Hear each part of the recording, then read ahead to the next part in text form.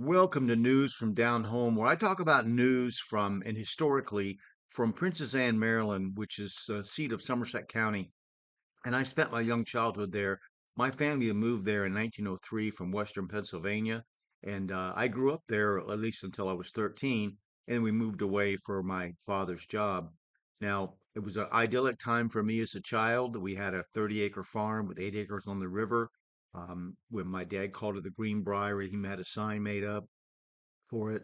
And I had a three-legged German Shepherd dog who lost his leg in a farm accident. And his name was Rin Tin Tin or Rennie after a TV hero and at the time. And we had a great time. He was my only friend, my best friend. We'd wander the fields and streams and just it was a great time. Now, my dad had bought a windmill, an old windmill tower, and built a house in it for us, my brother and I. And we had sign made up because had just read The Rime of the Ancient Mariner. We had a sign made up at the Delaware State Fair in Harrington. I think it was Harrington. I think that's where it was called the Albatross, and that's what we called our windmill tower, a little house in our windmill tower. Plus, we had horses and 8 acres on the river. It was just a wonderful time for a kid. Now, other members of my family had bad time and I didn't know about this, if I did, I didn't understand it until recently.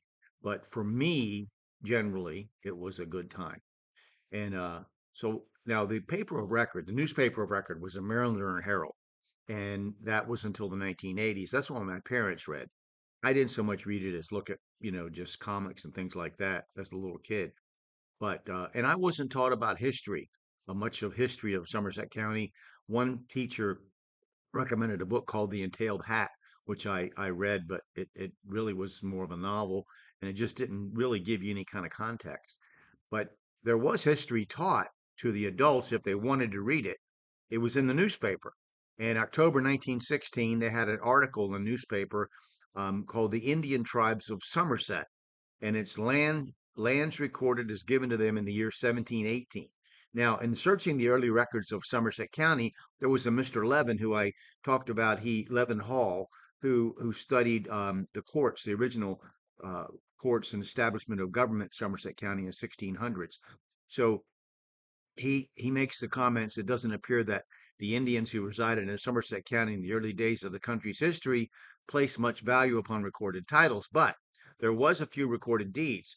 On July 2nd, 1713, there was granted to Wiakamoko Paya, it's an Indian queen, Robin the Interpreter, young Robin, Waspashan, Targuantan, Sinafoston, and Ring Tanton by the state of Maryland 1,000 acres of land known Asquanoxie. This land was located on the seaboard side, as it was called in those days, in what is now Worcester County, was at that time part of Somerset County. These Indians had what we might call a white man's title to this land for several years. We have no record of any sale of this land or any part of it until November 15, 1736, when a William Burton had conveyed to him 200 acres, a part of a tract of land called Asquanoxie. Though the deed was acknowledged and signed by some of the same Indians to whom it had been granted about 23 years before, all the Indians to whom Asquanoxie was granted did not join in the sale of the land. The deed was acknowledged and signed by Wiocamocanas, that was the queen, Targuantan, Kuno Kunum, Queen's son, Robert the Interpreter, Queen's son. Though the deed does not state it, yet it's very likely that Targuantan was the Indian queen's husband. It does state that Kun Konum and Robert the Interpreter were the queen's sons. So there's another tract of ancient Somerset County to which the Indians held the white man's title, typical title that the Europeans would hold. That tract was in Broad Creek, Wicomico County, near the present town of Nanticoke. The Nanticoke Indians were known as the Five Nations, or no, they were once powerful tribe.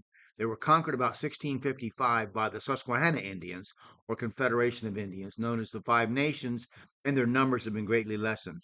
So they didn't give our ancestors much trouble. They hunted, fished, and worked with our ancestors and obeyed our laws. As a reward for their friendliness, they were given 3,000 acres of land on Broad Creek to be a dwelling place and a home for the Nanticoke Indians. Now, eventually, Indians tribes dispersed or they intermarried with white and black populations, and finally, they're just gone. down there, tragically, sadly, but that's the way it happens. So there are situations where there were court cases where a Minokan Indian was charged with stealing a hog from a white man. Then there were court cases where white men and black men were charged for stealing a cow from Indians.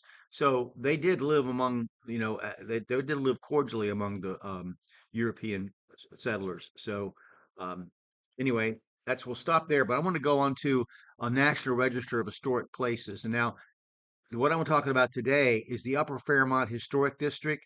That's a National Historic District in Upper Fairmount, Somerset County, Maryland. Now that went on the National Register of Historic Places in 1983.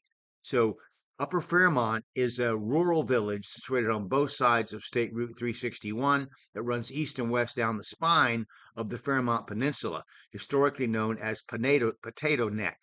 The Anamessex River, the Minokan River, and its tributary Back Creek and Tangier Sound are the major bodies of water that surround this flat, low-lying peninsula of Somerset County. The village is essentially landlocked, rural in character, and surrounded by farm, fields, and woods. Most of the houses that comprise the Upper Fairmount Historic District are looking toward Route 361, also known as Fairmount Road, which curves in an arc as it passes through the village. It's a nice place, and if you're ever down in that area and you want to look at some of the historic buildings, you'd want to go there and take a look at that. So thank you for watching this today. It's interesting to me. I hope it's interesting to you, but I'm doing this more for me than anything, just to remember, because as you get older, you're torn by the things you can't remember and the things you can't forget. And I want to remember those times and that place. Thank you.